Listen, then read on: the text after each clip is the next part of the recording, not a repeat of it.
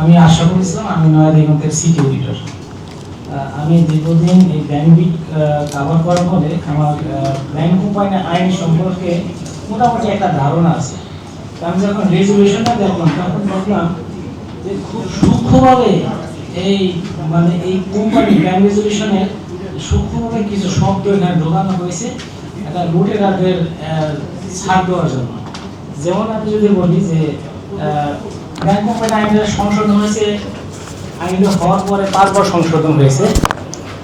তো সর্বশেষ সংশোধনীতেও এর ফলে 5 বার সংশোধন হওয়ার ফলে ব্যাংক কোম্পানি আইনটা একটা পরিচালিত একটা কোম্পানি আইন হয়েছে, ব্যাংক কোম্পানি আইন হয়েছে। কিন্তু এখানে দেখা গেল যে বিভিন্ন পরিভাষার সংজ্ঞায় খুব সূক্ষ্মভাবে এখানে চুরি করা হয়েছে। যেমন আছে পাওনাদার, তারপরে তফসিলি ব্যাংক, তারপরে ব্যাংকিং গ্রুপ, এগুলোর সংজ্ঞাগুলো ব্যাংক কোম্পানি আইনের মাধ্যমে হুবহু রাখা হয়েছে।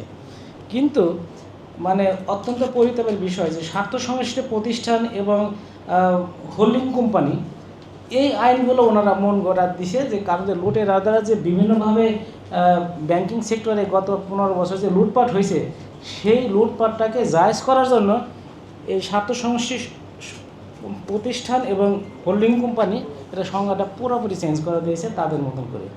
এবং আসামিস মনসুর সাহেবের সময় যে ব্যাংক রেজুলেশন আইন করছিল সেই আইনের ভিতরে কিন্তু হুবহু এটা রাখা হয়েছিল, কিন্তু এটা এই রাতারাতির এটা এই শব্দ দুটাকে চেঞ্জ করা হয়েছে, এই শব্দ দুটোর সংজ্ঞা পরিবর্তন করে দেওয়া হয়েছে। শব্দ এরা এই যে স্বার্থ সংশ্লিষ্ট প্রতিষ্ঠান এবং হোল্ডিং কোম্পানি আপনাকে এই ব্যাংক রেজুলেশন একটা কথা বলতে জি এই ডেফিনেশন সংজ্ঞাটা করা হয়েছে, চেঞ্জ করা হয়েছে।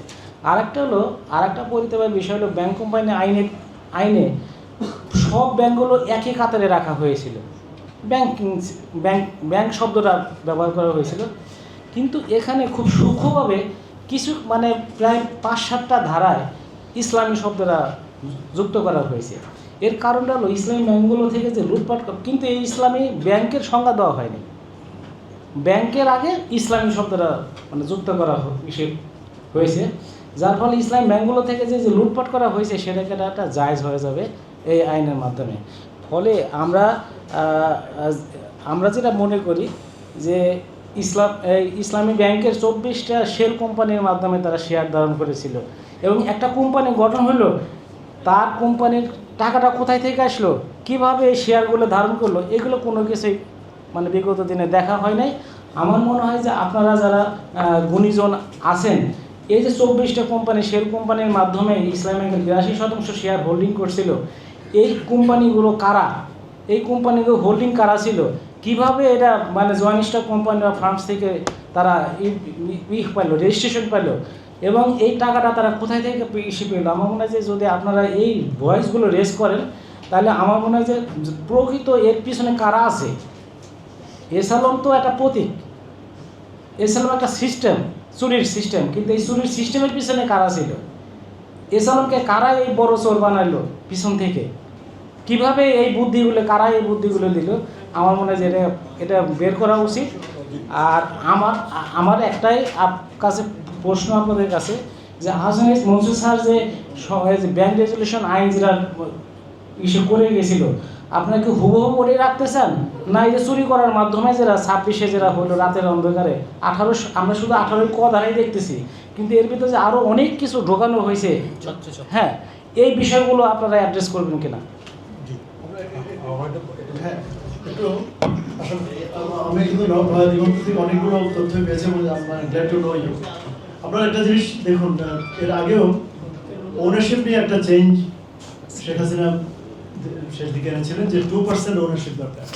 আপনারা জানেন যে family ownership banking financial services সেক্টরে ফ্যামিলি ওনারশিপ বা ব্লক ওনারশিপ এগুলো মেজর রিসার্চ আইটেম, কারণ ওই যে 2% 3% দিয়ে আপনি একই ফ্যামিলির মধ্যে বিরাট ব্লক নিতে পারেন এবং নিলে অসুবিধা ছিল না যে বললাম লেভারেজিংয়ের জন্য। যেমন একটা ব্যাংকের টোটাল লেন্ডিং ক্যাপাসিটি এই মুহূর্তে ইসলামী ব্যাংকের লেন্ডিং ক্যাপাসিটি হচ্ছে ধরুন 1,10,000 কোটি টাকা, সে চাইলে এই পরিমাণ লোন দিতে পারে, বারবার দিতে পারে, কারণ লোন দেওয়ার পর আবার সে লোন আবার ডিপোজিট। আপনারা জানেন যে ফাইন্যান্সে একটা কথা আছে যে loan creates deposits and deposits creates মানি।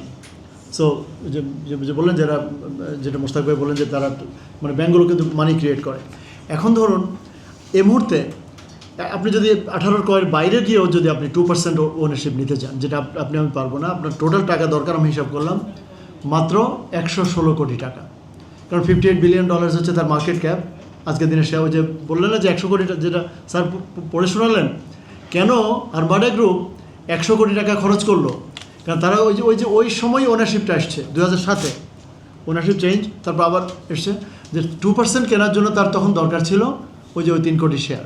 তাহলে 3 কোটি শেয়ার বাজার দরে কিনতে গেলে 33.90 100 কোটি টাকা দরকার। তারা 100 কোটি টাকা ব্যবস্থা করলো।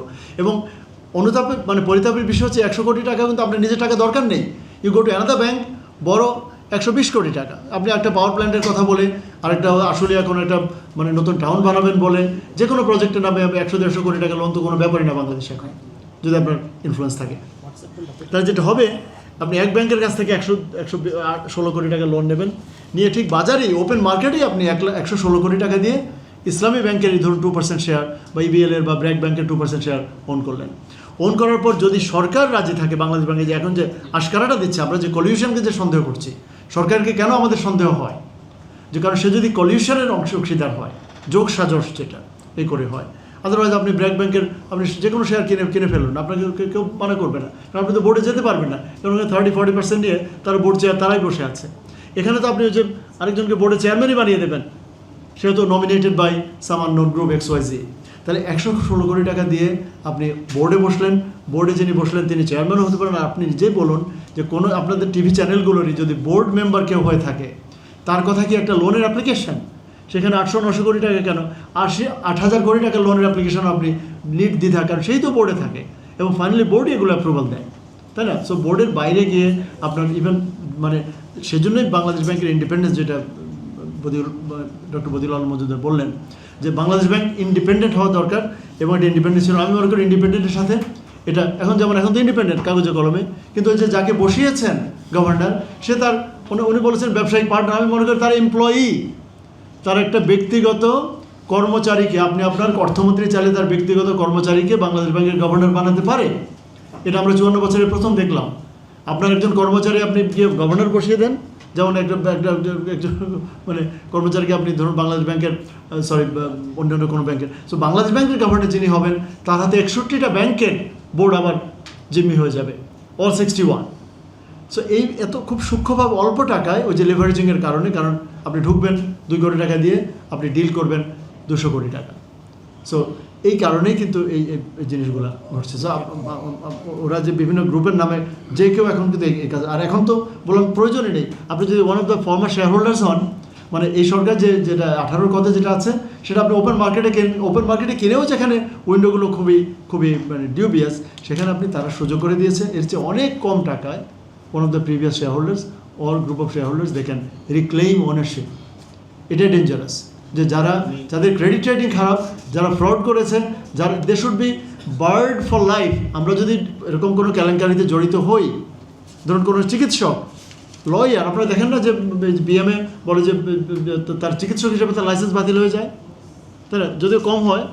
যার এই ধরনের ব্যবসায় আসা চিরতরে বন্ধ হওয়ার কথা ছিল, তাদেরকে আপনি লাল গালিচা দিয়ে আপনি ওয়েলকাম করছেন।